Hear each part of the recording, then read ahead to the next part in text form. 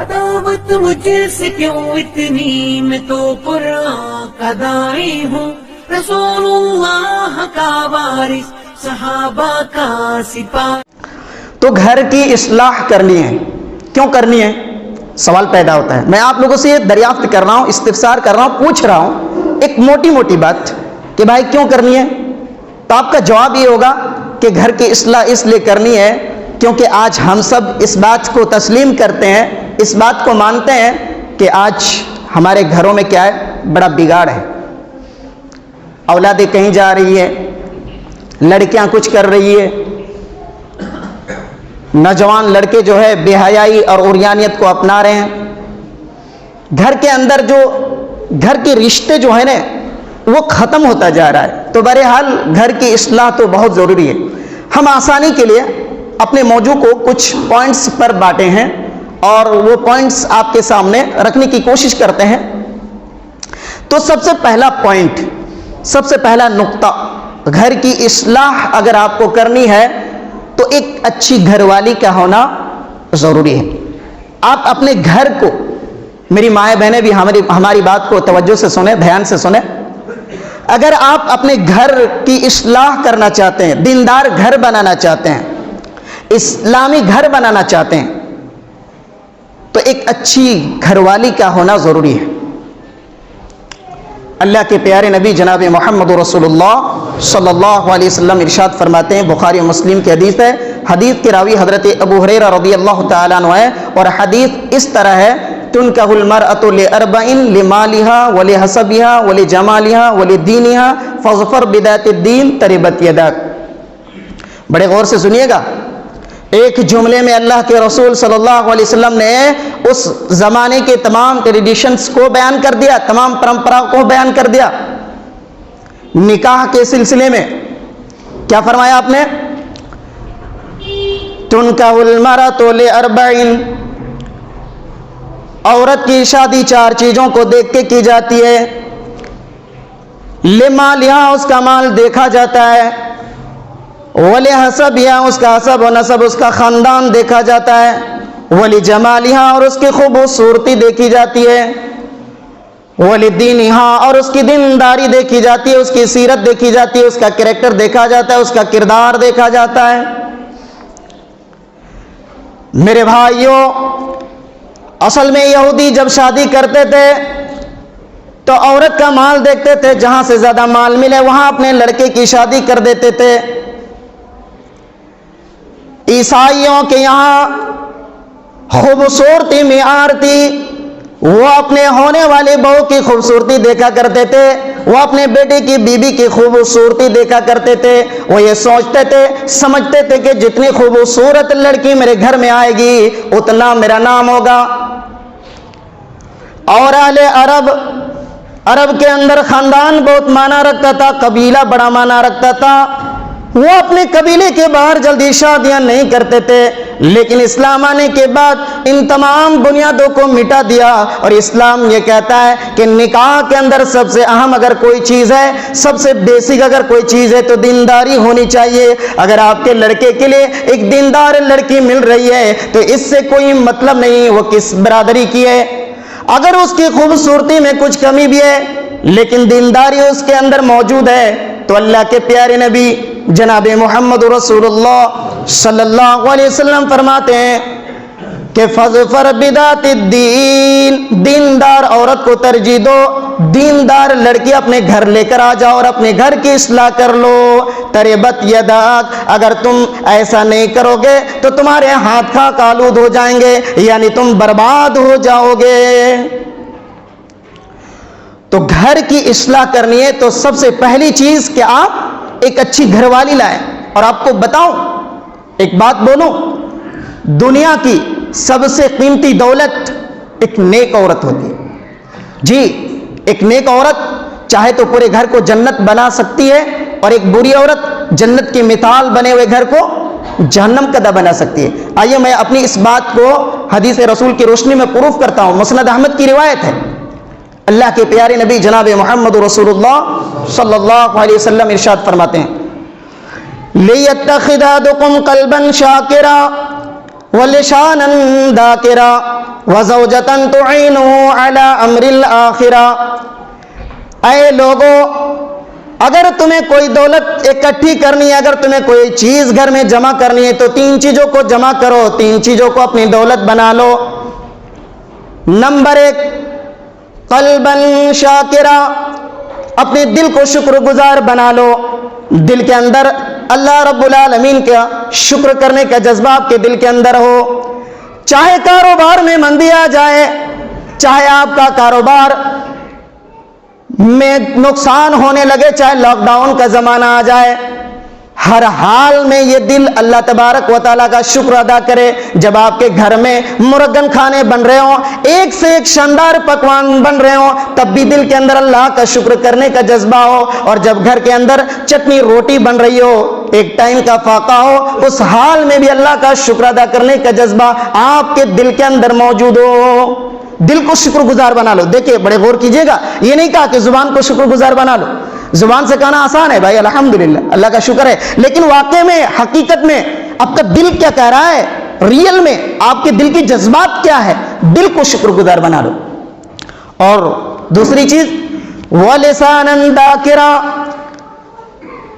اور ذکر کرنے والی، اللہ کا نام لینے والی زبان اپنے اندر پیدا کر لو. اپنی زبان کو ایسا بنا لو کہ ہر حال میں یہ زبان اللہ کا ذکر کرنے والی ہو، اللہ کا نام لینے والی ہو. نبی اکرم صلی اللہ علیہ وسلم کی دعائیں دیکھیے آپ. زندگی کے تمام معاملات کے لیے آپ صلی اللہ علیہ وسلم نے دعائیں بتایا. گھر میں آنے کے لیے، گھر سے نکلنے کے لیے، لیٹرنگ جانے کے لیے، کپڑا پہننے کے لیے، بیوی کے پاس جانے کے لیے. زندگی کا کون سا ایسا موقع ہے جہاں آپ نے کوئی دعا نہیں بتایا ہو، کوئی ذکر نہیں بتایا ہو؟ اگر ایک مسلمان نبی اکرم جناب محمد رسول اللہ صلی اللہ علیہ وسلم کی بتائی ہوئے دعاؤں کو یاد کر لے تو یہ جو زبان ہے، اس کی زبان ہمیشہ اللہ کے ذکر سے تر رہے گی. اور تیسری اور آخری چیز جس کے لیے میں نے پوری حدیث پڑھی، وَزَوْجَةً تُعِينُهُ عَلَىٰ أَمْرِ الْآخِرَةِ، او لوگو، اور اپنے گھر میں ایسی گھر والی لاؤ، ایک ایسی بیوی لاؤ جو تم کو آخرت کے کاموں کے لیے تمہاری سپورٹ کرے، تمہارا مدد کرے. نیک، پرہیزگار، وفادار بیوی دنیا کے ہر چیز سے زیادہ قیمتی ہوتی ہے. جی، صحیح مسلم شریف کی حدیث ہے. عبداللہ بن عمر رضی اللہ تعالیٰ عنہ بیان کرتے ہیں کہ اللہ کے نبی صلی اللہ علیہ وسلم نے فرمایا، الدنیا متاع وخیر متاع الدنیا المرأة الصالحہ. دنیا فائدہ اٹھانے کی چیز ہے بھائی، اور دنیا کی سب سے بہترین متاع، سب سے بہترین سامان، قیمتی دولت ایک نیک بیوی ہے، ایک نیک عورت ہے، ایک نیک ماں ہے، ایک نیک بہن ہے. تو میرے بھائیو، اگر آپ اپنے گھر کی اصلاح کرنا چاہتے ہیں تو یہ پہلی چیز ہے کہ آپ ایک اچھی گھر والی لائیں، اپنے ہونے والے بچوں کے لیے ایک اچھی ماں لائیں. دیکھیے، ابو داؤد کے اندر کتاب الصلاح کے اندر ایک بڑی پیاری حدیث امام ابو داؤد رحمہ اللہ علیہ لائے ہیں کتاب الصلاح کے اندر، ذرا اس کو بھی دیکھ لیجئے. اور جب میں اس حدیث کو کبھی کبھی کہیں بیان کرتا ہوں یا پڑھتا ہوں تو سوچتا ہوں کہ کیا آج ایسی فیملی ہمارے علاقے میں، ہمارے محلے میں، ہمارے گھر میں ہے کیا؟ ذرا حدیث دیکھیے. اللہ کے پیارے نبی صلی اللہ علیہ وسلم فرماتے ہیں، رحم اللہ رجلا قام من اللیل فصلی، اللہ کی رحمت نازل ہو اس آدمی کے اوپر، اس مرد کے اوپر جو رات میں اٹھ کر تہجد کی نماز پڑھتا ہو. وَأَيْقَظَ امْرَأَتُهُ، اور اپنی بیوی کو بھی اٹھاتا ہو، اپنی بیوی کو بھی بیدار کرتا ہو. فَإِنْ أَبَتْ، اگر بیوی اٹھنے سے انکار کر دے، منع کر دے، نَزَحَ فِي وَجْهِهَا الْمَاءَ، تو بیوی کے چہرے پر پانی ڈال کر اٹھائے، لیکن اس سے بھی تہجد کی نماز پڑھوائے. اللہ اکبر. آپ لوگوں میں سے کوئی ہے جو اتنی طاقت رکھتا ہو کہ تہجد کی نماز پڑھنا ہو اور وہ بھی بیوی کو بیدار کرنا ہو، بیوی کو اٹھانا ہو؟ پیارے نبی صلی اللہ علیہ وسلم دعا دے رہے ہیں جی، اور اللہ کے نبی صلی اللہ علیہ وسلم کی دعا جس کے لیے ہو جائے، اللہ اکبر، اس کی پھر خوش نصیبی کا کیا کہنا. اللہ کے نبی صلی اللہ علیہ وسلم کہہ رہے ہیں ایسے مرد کے اوپر، ایسے آدمی کے اوپر اللہ کی رحمت نازل ہو جو رات میں اٹھ کر قیام اللیل کرتا ہو، تہجد کی نماز پڑھتا ہو، اور اکیلے نہیں پڑھ رہا ہے، اپنی اہلیہ کو بھی اٹھا رہا ہے، اپنی بیوی کو بھی بیدار کر رہا ہے. چلو بھائی، ہر کام تو ساتھ میں کرتے ہیں، فیوچر پلاننگ ساتھ میں، بچوں کی تربیت ساتھ میں، آخرت کی تیاری اکیلے نہیں کروں گا، تنے تنا نہیں کروں گا، چلو آپ بھی تہجد کی نماز پڑھو۔ اس کے بعد اللہ کے نبی صلی اللہ علیہ وسلم فرماتے ہیں وَرَحِمَ اللَّهُ امْرَأَةً، اور ایسی عورت کے اوپر بھی اللہ کی رحمت نازل ہو جو رات میں اٹھ کر نماز پڑھتا ہو، وَأَيْقَظَتْ زَوْجَهَا، اور اپنے شوہر کو بھی بیدار کرتا ہو، اپنے شوہر کا بھی مدد کرتا ہو اور اس کو بھی بیدار کرتا ہو، اٹھاتا ہو۔ اگر شوہر اٹھنے سے انکار کر دے، منع کر دے، نَزَحَتْ فِي وَجْهِهِ الْمَاءَ، تو شوہر کے اوپر پانی چھڑک کر، پانی ڈال کر اٹھائے۔ اللہ اکبر، کاش ایسی عورتیں آج ہمارے گھروں میں آ جائے تو ہمارا گھر جنت نشا بن جائے گا۔ تو یہ پہلی چیز ہے کہ آپ اپنے ہونے والے بچوں کے لیے ماں کیسی لا رہے ہیں۔ اگر اس پہ بات کی جائے تو کچھ اور باتیں ہوگی، لیکن یہ پہلا پوائنٹس ہے۔ آپ اگر اپنے گھر کی اصلاح کرنا چاہتے ہیں تو ایک اچھی گھر والی لائیے۔ دوسری چیز، اگر آپ اپنے گھر کی اصلاح کرنا چاہتے ہیں تو آپ کو اپنے گھر کی تربیت کے لیے فکر مند ہونا پڑے گا۔ دیکھیے، میں ایک مثال دیتا ہوں اور آپ کو سمجھانے کی کوشش کرتا ہوں۔ آپ کو پتا چلا کہ آپ کا نوجوان بیٹا بائک سے کہیں جا رہا تھا، جبل پور سے نکلا اور راستے میں کہیں ایکسیڈنٹ کر گیا اور بہت ہی زخمی حالت میں، بہت ہی بری حالت میں ICU کے اندر ایڈمٹ ہے۔ آپ کو پتا چلا کہ آپ کا بیٹا یا آپ کا بھائی ایکسیڈنٹ کر گیا ہے اور ہاسپٹل میں ہے۔ اب مجھے بتائیے، آپ کو خبر ملی، اب کیا کریں گے؟ کیا ایسے وقت پر ایک باپ، ایک بھائی کسی محلے کے دوسرے لوگوں کو بھیجے گا کہ جاؤ بھائی دیکھو میرے بیٹے کی کیا حالت ہے، میرے بھائی کی کیا حالت؟ نہیں بھائی، ایسا نہیں ہو سکتا۔ وہ باپ خود پہلی فرصت میں دوڑا پہلی فرصت میں پہنچے گا، وہ نوجوان بھائی پہنچے گا اور ہر ممکن کوشش کر کے یہ چاہے گا کہ میں اپنے بیٹے کی جان کو بچا لوں۔ اگر نہیں بچا پائے گا تو آنسو اس کے آنکھوں سے نکلیں گے۔ میرے بھائیوں، میرے دوستوں، یہ دنیا کی مصیبت ہم اگر اپنے بچوں پر دیکھتے ہیں، اپنے پریوار پر دیکھتے ہیں، اپنے پریوار کے کسی بھی افراد پر دیکھتے ہیں، اپنی بیوی پر دیکھتے ہیں، ہم کنٹرول نہیں کر پاتے ہیں۔ آج ہمارے بچے، ہماری بیویاں، ہماری اولادیں جہنم کی طرف جا رہی ہیں اور ہمارے ماتھے پر کوئی سلوٹ نہیں۔ کون سی جہنم؟ جس جہنم کے بارے میں اللہ کے رسول صلی اللہ علیہ وسلم نے فرمایا اس جہنم کی آگ کا یہ دنیا کی آگ 70واں حصہ ہے، یعنی اس آگ سے 70 گنا زیادہ جہنم کی آگ ہے۔ اور دنیا کو جلانے کے لیے تو دنیا کی آگ کافی ہے، لیکن اس آگ سے 70 گنا زیادہ خطرناک وہ جہنم کی آگ ہے۔ اور اس جہنم کی طرف آج ہمارے پریوار کے کوئی بھی افراد جا رہا ہو اور ہمارے ماتھے پر کوئی سلوٹ نہیں، جس آگ کے بارے میں اللہ سبحانہ و تعالیٰ نے قرآن کریم کے سورہ التحریم کے آیت نمبر 6 میں فرمایا یا ایھا الذین آمنوا قوا انفسکم وعلیکم نارا، لوگو تم اپنے آپ کو جہنم سے بچاؤ اور اپنے گھر والوں کو بھی بچاؤ۔ جس کے بارے میں کہا، دیکھیے گھر کی اگر آپ اصلاح کرنا چاہتے ہیں تو اللہ تعالیٰ فرما رہا ہے تم اپنے آپ کو جہنم کی آگ سے بچاؤ اور اپنے گھر والوں کو بھی بچاؤ، جس آگ کے ایندھن انسان اور پتھر ہو۔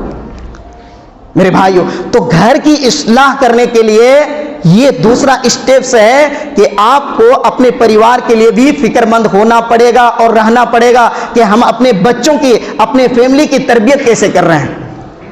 میں ایک اور چھوٹا سا مثال دیتا ہوں۔ ہم اور آپ سورۃ الفاتحہ کی تلاوت کرتے ہیں پانچوں ٹائم کی نماز میں، پانچوں وقت کی نماز میں، ہر نماز میں۔ اس میں ہم ایک آیت پڑھتے ہیں، ایک جملہ، کیا؟ مالک یوم الدین۔ تمام قسم کی تعریف ہے اس اللہ کے لیے ہے جو قیامت کے دن کا مالک ہے، جو حساب و کتاب کے دن کا مالک ہے۔ میں آپ سے سوال کرتا ہوں بھائی، آخر ہم اس بات پر کیوں ایمان رکھتے ہیں کہ قیامت ہونے والی؟ کیوں ایمان رکھتے ہیں؟ میں اب وہ مثال دیتا ہوں۔ دیکھیے، یہ آپ کا جبل پور سٹی ہے، یہ ایک شہر ہے۔ میں سمجھتا ہوں یہاں سے آپ دور مت جائیے۔ اسی مسجد کے اندر، آپ کی مسجد کے اندر ایک مکتب چل رہا ہے، ایک مدرسہ چل رہا ہے، اور میرے خیال سے ابھی شعبہ حفظ کا مکتب بھی شروع ہو گیا ہے یا ہو جائے گا، جو بھی ہو۔ آپ کے امام صاحب بڑی محنت سے پڑھاتے ہیں۔ کل میں مغرب بعد ان کی مدد بھی کر رہا تھا، ساتھ بھی دے رہا تھا، اور ہمارے بڑے بھائی مولانا منصور فیضی بچوں کو سمجھا رہے تھے کہ بیٹا غور سے سنو، 12 فروری سے میرے خیال سے تمہارا ایگزام شروع ہو جائے گا، امتحان شروع ہو جائے گا۔ مان لیجئے آپ کے اسی شہر کے اندر ایک اچھا خاصا ادارہ بنا دیا جائے اور وہاں پر پڑھنے والے بچوں کو تمام سہولتیں دے دی جائے، کھانا دیا جائے، کپڑا دیا جائے، رہنے کے لیے روم دیا جائے، تمام سہولتیں میسر کیا جائے، لیکن بچوں کا امتحان نہ لیا جائے، مجھے آپ لوگ یقین کے ساتھ بتائیے کیا ایسا مدرسہ، ایسا اسکول، ایسا کالج دنیا میں چل سکتا ہے؟ اگر اس مدرسے میں امتحان نہیں لیا جائے گا تو ایک لڑکا جو پہلی جماعت میں پڑھتا ہے اس کو کیسے دوسری جماعت میں داخل کیا جائے گا؟ دوسری جماعت کے لڑکے کو کیسے تیسری جماعت میں داخل کیا جائے گا؟ کسی مدرسے کے اندر بلڈنگ بنا دی جائے، کھانے کا انتظام کر دیا جائے، پانی کا انتظام کر دیا جائے، دنیا کی تمام سہولتیں دے دی جائیں، لیکن وہاں پڑھنے والے چھاتروں کا، وہاں پڑھنے والے اسٹوڈنٹس کا، وہاں پڑھنے والے طلباء کا اگر امتحان نہ لیا جائے، ایسا مدرسہ کسی کام کا نہیں، ایسا ادارہ کسی کام کا نہیں۔ اس لیے کہ مدرسے کا کام یہ ہے کہ وہ بچوں کا امتحان لے تاکہ پتہ چلے کہ کون سا بچہ محنتی ہے اور کون سا بچہ کمزور ہے، ان کے امتحان کے مطابق ان بچوں کی صلاحیت سامنے آئے گی۔ میرے پیارے بھائیوں، میری پیاری ماں اور بہنوں، اللہ تبارک و تعالیٰ نے ہمیں اور آپ کو دنیا میں اسی لیے بھیجا ہے۔ میرے بندو، ہم تمہیں دنیا میں بھیج رہے ہیں، تمہیں دنیا میں رہنا ہے، یہیں پہ کھانا ہے، یہیں پہ پینا ہے، یہیں پہ شادی کرنی ہے، بال بچے بھی تمہیں پیدا کرنے ہیں، تمہیں رشتہ داری بھی نبھانی ہے، تمہیں کاروبار بھی کرنا ہے، تمہیں تجارت بھی کرنی ہے، لیکن تم یہ نہ سمجھو کہ بس یہی تمہیں کرنا ہے۔ نہیں نہیں، تم دنیا میں جو کچھ کرو گے تمہیں اس کا حساب بھی دینا پڑے گا، اور اسی حساب کے مطابق، اسی امتحان کے مطابق یا تو تمہیں رزلٹ میں جنت ملے گی یا جہنم ملے گی۔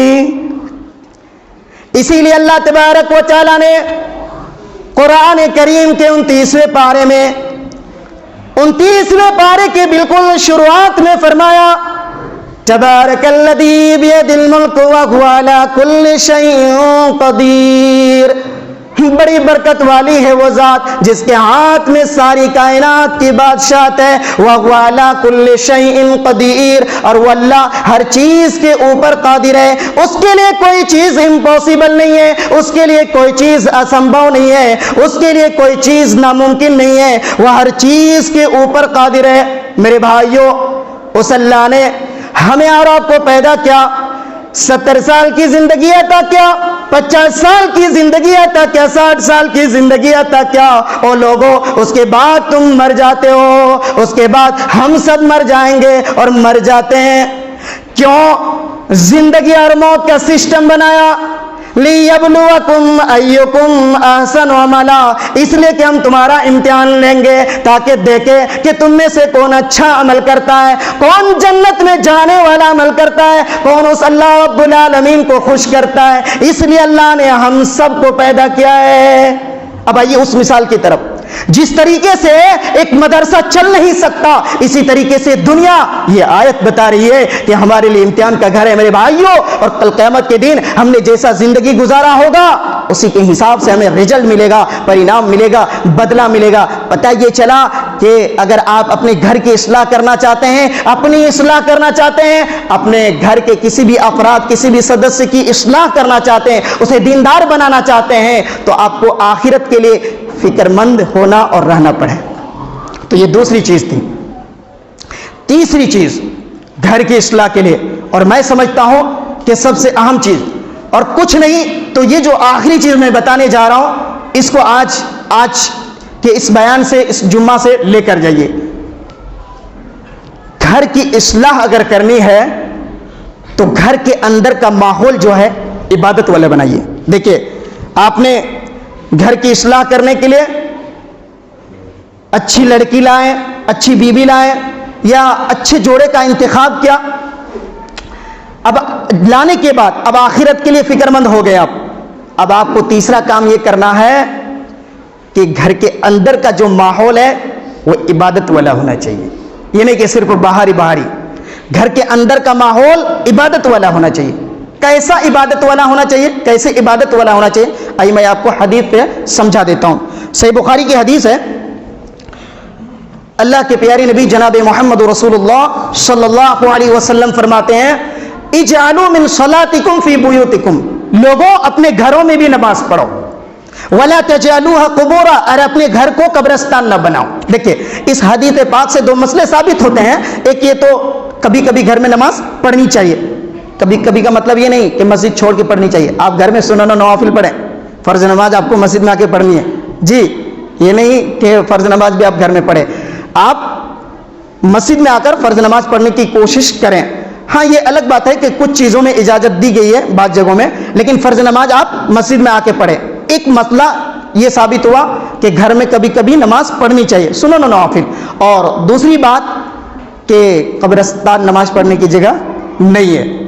میں آپ کو بتاؤں، جب آپ گھر میں نماز پڑھیں گے تو فائدہ کیا ہوگا؟ آپ کے بچے آپ سے نماز کا طریقہ سیکھ لیں گے، وہ دیکھیں گے کہ میرے ابو کس طریقے سے نماز پڑھ رہے ہیں، ان کے اندر نماز کا شوق پیدا ہوگا، جذبہ پیدا ہوگا، ایک فائدہ یہ ملے گا۔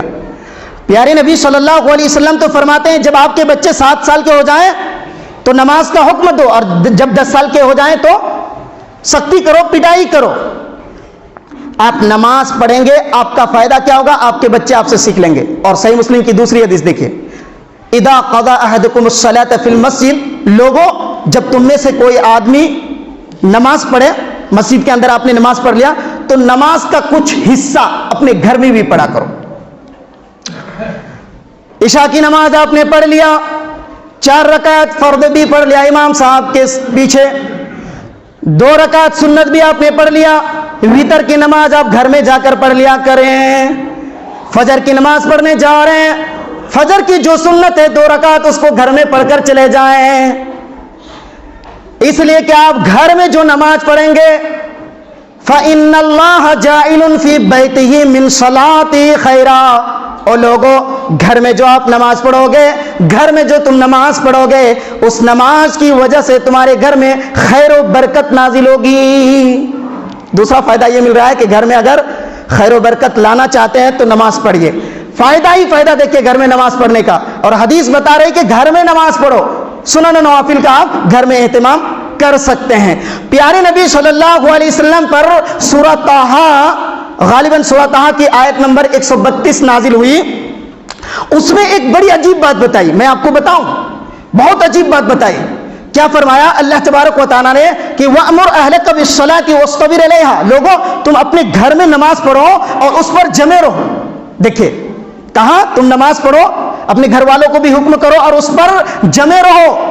نحنو نرزقک، ہم تم سے روزی روٹی طلب نہیں کر رہے ہیں، روزی روٹی نہیں مانگ رہے ہیں۔ میرے بھائی میں آپ سے پوچھتا ہوں، آپ سے سوال کرتا ہوں، آپ سے دریافت کرتا ہوں، آپ میرے اپنے ہیں۔ اللہ تعالیٰ نماز پڑھنے کا حکم کر رہا تھا، نماز کا تذکرہ کر رہا تھا، بات نماز کی چل رہی تھی، لیکن ایک ہی آیت ہے، آیت کوئی دوسرا نہیں پڑھ رہا ہوں، ایک ہی آیت ہے، ایک ہی آیت ہے، وَأْمُرْ أَهْلَكَ بِالصَّلَاةِ وَاصْطَبِرْ عَلَيْهَا نَحْنُ نَرْزُقُكَ لَا نَسْأَلُكَ رِزْقًا نَحْنُ نَرْزُقُكَ وَالْعَاقِبَةُ لِلتَّقْوَىٰ۔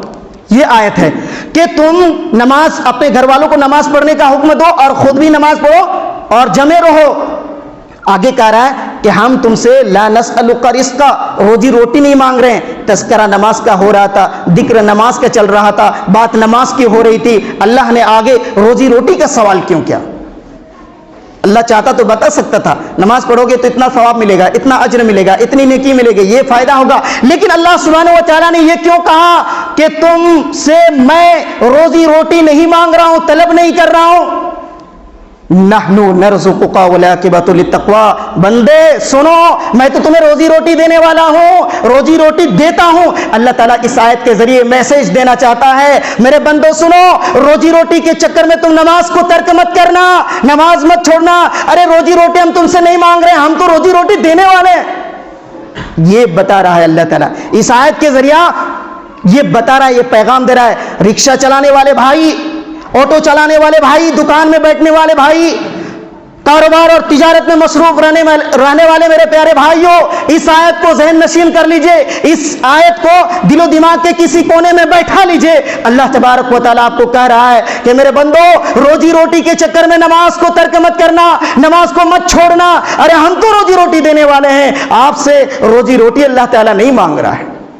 اور ایک بات بتا رہا ہوں، جب روزی روٹی کی بات آئی تو بات ختم کر رہا ہوں، قرآن کریم میں جہاں جہاں روزی روٹی کی بات آئی ہے وہاں کا فمشوا فی مناکبہا، دیکھیں غور کیجئے گا، روزی روٹی کے لیے چلو، اور جہاں پر اللہ کے ذکر کی بات آئی وہاں کہا فَاسْعَوْا إِلَىٰ ذِكْرِ اللَّهِ، اللہ کے ذکر کی طرف دوڑو. اور جہاں اللہ کی توحید کی بات آئی، اللہ کو راضی کرنے کی بات آئی، وہاں کہا فَفِرُّوا إِلَى اللَّهِ، تیز بھاگو. دیکھیں 3 جملے 3 جگہ سے میں نے آیت کا ٹکڑا پڑھا ہے.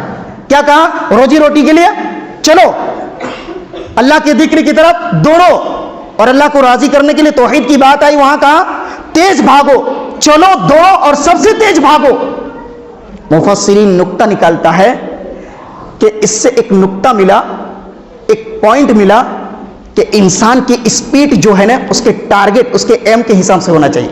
اگر آپ کا ٹارگٹ جو ہے نا دنیا ہے، یہ دنیا، تو اسپیڈ زیادہ تیز نہ ہو، چلنے کے برابر ہو. اور ٹارگٹ اگر اللہ کو راضی کرنا ہو تو اسپیڈ تیز ہو. لیکن اگر ٹارگٹ توحید کی بات آ جائے تو اسپیڈ سب سے تیز ہو. یہ نقطہ ملا. آپ اگر دنیا کمانا چاہتے ہیں تو اسپیڈ زیادہ تیز نہ ہو، لیکن ہماری زندگی اس کے برعکس ہے. اور کیجئے، اس کے الٹا ہے. ساری کوشش ہماری دنیا کے لیے ہو رہی ہے. اور ایک بات، آخری بات بتا رہا ہوں، قرآن کریم کے 30ویں پارے میں ایک چھوٹی سی سورت ہے، میرے خیال سے اکثر و بیشتر تمام بھائیوں کو یہ سورت جو ہے یاد ہے، سورہ العادیات. والعادیات ضبحا فالموریات قدحا فالمغیرات صبحا فاثرن به نقعا فوسطن به جمعا ان الانسان لربه لکنود. یہ 6 آیت ہے. آگے اور آیت ہے. یہ ان 6 آیتوں میں سے 5 آیت کا تھوڑا سا میں مختصر ترجمہ بتا رہا ہوں. اللہ تعالیٰ گھوڑے کی قسم کھا کے کہہ رہا ہے کہ گھوڑا ایسا جانور ہے، طاقتور جانور ہے، وہ دشمنوں کے فوج پر حملہ کرتا ہے. وہ جب حملہ کرتا ہے تو آگ سے اس کے چنگاریاں نکلتی ہیں، آگ کی چنگاریاں نکلتی ہے. گھوڑا بہت طاقتور جانور ہے. یہ 5 آیتیں ہیں، مختصر ترجمہ آپ کو بتا رہا ہوں. 6ٹھی آیت کا ترجمہ یہ ہے کہ ان الانسان لربه لکنود، انسان بہت بڑا ناشکرا ہے. میں بھائی آپ سے سوال کرتا ہوں، آپ سے پھر پوچھتا ہوں، اور آخری بات، آخری سوال، کہ ابھی اس سورت کے اندر گھوڑے کا تذکرہ اللہ تعالیٰ نے کر رہا تھا، اللہ سبحانہ و تعالیٰ گھوڑے کا تذکرہ کر رہا تھا، لیکن آگے کی آیت میں یہ کیوں کر رہا ہے کہ انسان بہت بڑا ناشکر ہے؟ بات سمجھ میں آئی آپ کو؟ گھوڑے کا تذکرہ کرتے ہوئے، گھوڑے کا ذکر کرتے ہوئے اللہ سبحانہ و تعالیٰ یہ کیوں فرما رہا ہے کہ انسان بہت بڑا ناشکرا ہے؟ بات سمجھ میں آئی؟ سمجھ میں نہیں آئی؟ یہ گھوڑے اور انسان کے بیچ میں، ان دونوں باتوں کے بیچ میں کنیکشن کیا ہے؟ کنیکشن ہے، کنیکشن بہت گہرا ہے، تعلقات ہے، تعلق بہت گہرا تعلق ہے. پہلی بات یہ جان لیجیے، گھوڑا بہت طاقتور جانور ہوتا ہے اور ہار جاتا ہے، مر جاتا ہے، لیکن ہار نہیں مانتا، اور اپنے مالک کا بڑا وفادار ہوتا ہے. جی، اتنا وفادار جانور ہے. کبھی آپ نے گھوڑے گاڑی پر سوار کیا ہے؟ ہمارے علاقے میں بہت چلتے تھے پہلے. اتنا وفادار ہوتا ہے کہ مالک جو ہوتا ہے نا، وہ رسی کھینچتا ہے تو وہ گھوڑا سمجھ جاتا ہے کہ آگے خطرہ ہے، یا کوئی دوسری گاڑی آ رہی ہے، مجھے سائڈ لینا ہے، کنارے جانا ہے. اتنا وفادار جانور ہے. میں آپ لوگوں سے پوچھتا ہوں، مالک گھوڑے کو کیا دیتا ہے؟ کیا کھلاتا ہے؟ بریانی، چاول؟ کیا کھلاتا ہے بھائی؟ گھاس پھوس، تھوڑا سا چنا، جو ڈبہ ہوتا ہے، جھوا ہوتا ہے، اس میں کیا کھلاتا ہے؟ زیادہ سے زیادہ چنا، تھوڑا سا گھاس پھوس. اللہ تعالیٰ میسج دے رہا ہے، میرے بندو یہ گھوڑا جانور ہے، اس سے سیکھو. یہ گھوڑا جانور ہے، اس سے سیکھو. یہ اپنے مالک کا اتنا وفادار ہے. میرے بندو سنو، یہ گھوڑا جانور ہے لیکن اپنے مالک کا اتنا وفادار ہے کہ تھوڑے سے چنے کے بدلے میں اپنی جان دینے کے لیے تیار ہے. اور تیرے رب نے تیرے لیے کیا نہیں بنایا؟ یہ زمین تیرے لیے بنائی، یہ آسمان جو دکھ رہا ہے تیرے لابھ، تیرے فائدے کے لیے. دنیا کی ہر چیز، چاند، سورج، پیڑ پودے، پھل، جتنی اشیاء ہیں، جتنے شے ہیں، ساری چیزیں تیرے لابھ، تیرے فائدے کے لیے بنایا. اور تو اپنے مالک کا کتنا بڑا ناشکرا ہے کہ تو اپنے مالک کے سامنے سجدہ بھی نہیں کرتا. تو اپنے مالک کا کتنا بڑا نافرمان بندہ ہے. اللہ تعالیٰ ایک گھوڑے کے ذریعے ہمیں اور آپ کو میسج دے رہا ہے کہ بندے کچھ تو سوچو، کچھ تو غور و فکر کرو اور اپنی اصلاح کرو کہ ایک گھوڑا اتنا وفادار جانور ہے کہ تھوڑے سے چنے کے بدلے میں اپنی جان دینے کے لیے اپنے مالک کے لیے جان دینے کے لیے تیار ہے. اور تیرے رب نے ساری چیزیں تیرے لابھ، تیرے فائدے کے لیے بنایا اور تو اپنے مالک کے سامنے سجدہ بھی نہیں کرتا. اللہ تعالیٰ یہ میسج دے رہا ہے. تو میرے بھائیوں، میرے دوستوں، میری پیاری ماں اور بہنوں، یہ 3 چیزیں تھی. ویسے تو بہت ساری اور چیزیں ہیں، اس کو اپ ایڈ کر سکتے ہیں گھر کی اصلاح کے لیے، کہ گھر میں کچھ چیزیں نہیں بھی ہونا، گھر سے کچھ چیزیں باہر بھی ہونا، اور کچھ عادتیں بھی گھر میں نہیں نہیں ہونا۔ بہرحال یہ 3 چیزیں آپ آج کے جمعہ سے لے کر جائیے، آج کے بیان سے لے کر جائیے کہ اگر آپ اپنے گھر کی اصلاح کرنا چاہتے ہیں تو ایک اچھی گھر والی کا انتخاب کیجئے، آخرت کے لیے آپ فکر مند رہیے، اور اپنے گھر میں بھی، گھر کے اندر کا ماحول بھی عبادت والا بنائیے، اور گھوڑے کا مثال جو اللہ نے دیا ہے اور سمجھایا ہے انسانوں کو، تو آپ سمجھنے کی کوشش کریں اور اللہ رب العالمین سے دعا کریں کہ اللہ تبارک و تعالی ہمیں کہنے سننے سے زیادہ نیک عمل کرنے کی توفیق نصیب عطا فرمائے۔ آئیے مل کر اللہ سے دعا کرتے ہیں، مولا اگر کوئی بیمار ہے تو اللہ اسے شفا کلیہ کامل عاجلہ عطا فرما۔ مولا آج جو ہندوستان بلکہ پوری دنیا میں جو مسلمانوں کی حالت ہے، پروردگار عالم تو مسلمانوں کی غیبی مدد عطا فرما، آمین۔ وما علینا الا البلاغ۔ بارک اللہ لنا ولکم فی القرآن العظیم ونفعنا وإياکم۔